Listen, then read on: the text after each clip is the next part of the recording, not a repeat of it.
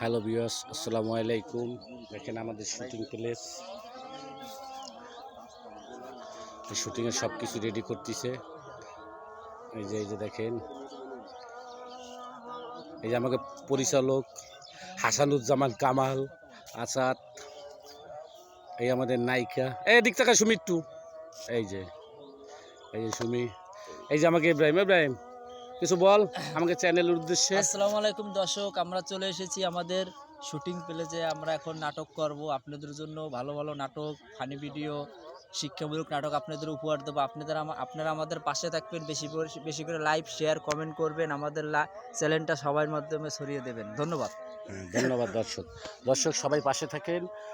আমাদের আর এক অভিনেতা শহীদুল কিছু কবা। কি আর বলবো, প্রতিদিন এক কথা মানুষের বলতে মানুষ হয়তো বিরক্ত হয়ে যেতে পারে, তারপরও বলতে হয় এই কথা যে আমাদের এই নীলকি বিডি উপলক্ষে আমরা নাটক করি, অনেক কষ্ট অনেক পরিশ্রম করি।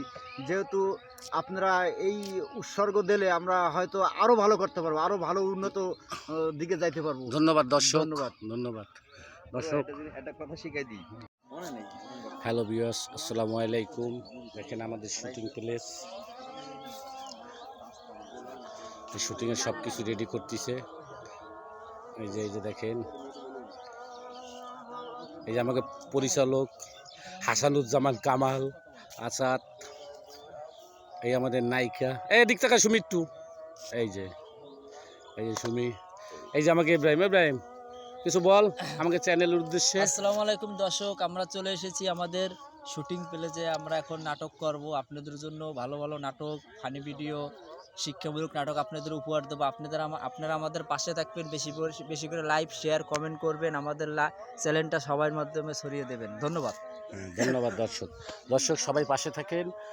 আমাদের আর এক অভিনেতা শহীদুল কিছু কবা।